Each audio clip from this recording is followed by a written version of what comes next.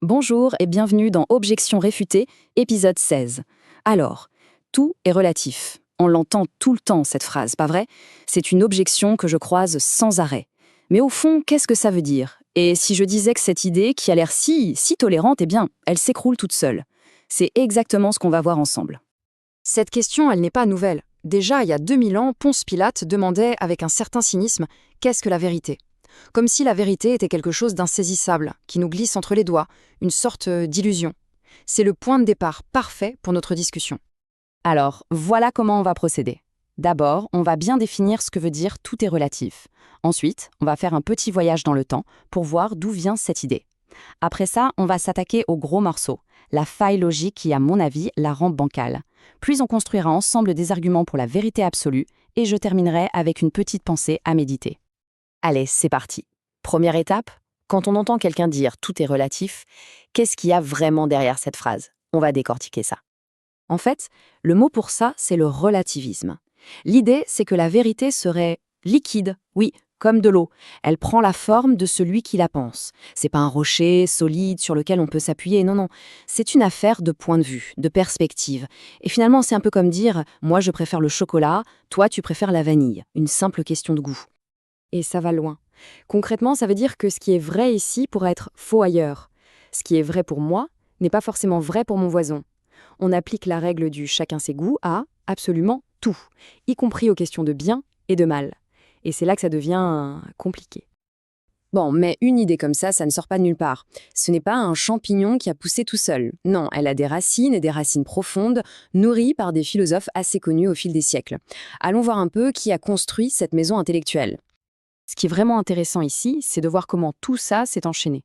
On a une sorte de chaîne de pensée. Chaque philosophe a ajouté son propre maillon en se basant sur le précédent. C'est une construction qui a pris des siècles et c'est fascinant de voir cette évolution étape par étape.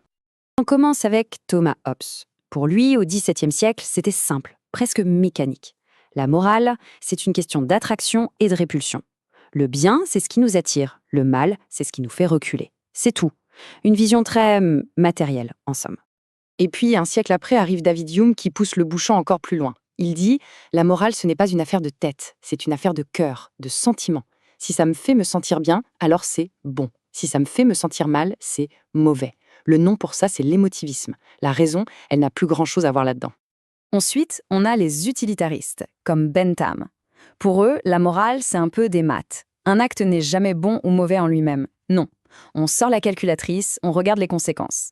Si le résultat final, c'est plus de bonheur pour plus de gens, alors bingo, l'action est bonne. C'est la loi du plus grand bonheur.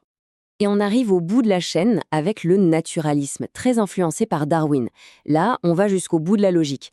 S'il n'y a rien d'autre que la matière, si on n'est que des atomes organisés, alors le bien et le mal n'existent tout simplement pas dans la réalité. Ce sont juste des mots, des conventions sociales qu'on a inventées pour ne pas s'entretuer, des étiquettes utiles mais sans substance réelle. Voilà pour les fondations.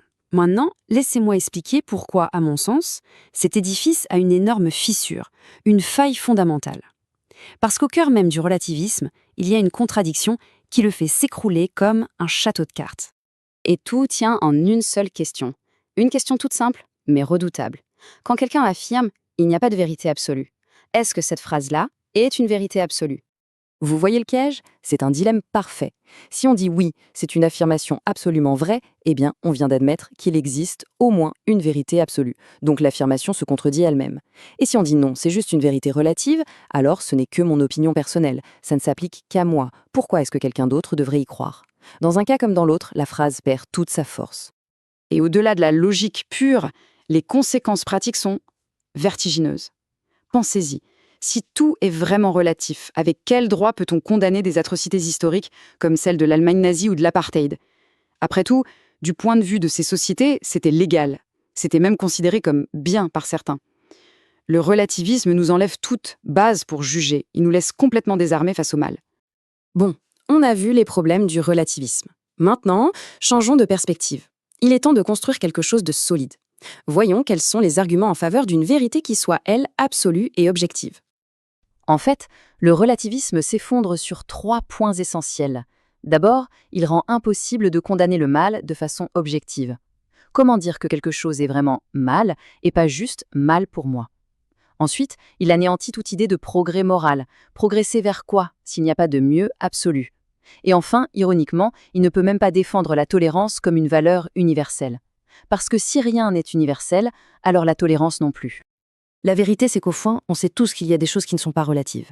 Il y a des vérités morales qu'on ressent intuitivement. Par exemple, le meurtre est mal. Point. Le viol est mal. C'est un mal absolu. Peu importe la culture, le lieu, l'époque, l'opinion de qui que ce soit. C'est mal, intrinsèquement. C'est une de ces vérités qui ne bouge pas. L'esclavage, c'est un mal terrible. Et le fait que ça ait été une pratique courante pendant des milliers d'années ne change absolument rien à cette réalité. Ce n'était pas bien à l'époque, c'était mal. Point final. Et ça marche aussi dans l'autre sens, pour le bien. Prenez la justice. Qui pourrait sérieusement argumenter que l'injustice est préférable? On aspire tous à la justice, partout dans le monde. C'est un désir humain fondamental, parce que la justice est un bien universel. Si on rejette ces valeurs universelles, alors les conséquences sont énormes. Ça veut dire qu'il n'y a aucune différence morale réelle entre Hitler et Martin Luther King. Ça veut dire que la dignité humaine n'est qu'un joli mot sans aucun fondement. Au final, ça veut dire que la vie elle-même est absurde. Moi, j'aime bien donner ce conseil tout simple. Ne soyons pas ouverts à une alternative quand une seule option peut être vraie. C'est du bon sens. Par exemple, le fait que 2 plus 2 égale 4. C'est un fait, pas une opinion. Ce n'est pas un sujet de débat, on est d'accord. Pour conclure cette réflexion, j'aimerais laisser cette question en suspens. La vraie question, ce n'est pas d'être ouvert d'esprit ou fermé d'esprit. La question, c'est à quoi est-il raisonnable d'être ouvert? Est-ce qu'il est logique d'être ouvert à l'idée que 2 et 2 pourraient faire 5 ou que la cruauté envers les innocents pourrait un jour devenir une bonne chose? Si on applique la même rigueur logique aux faits mathématiques et aux vérités morales, on se construit peut-être une vision du monde beaucoup plus solide.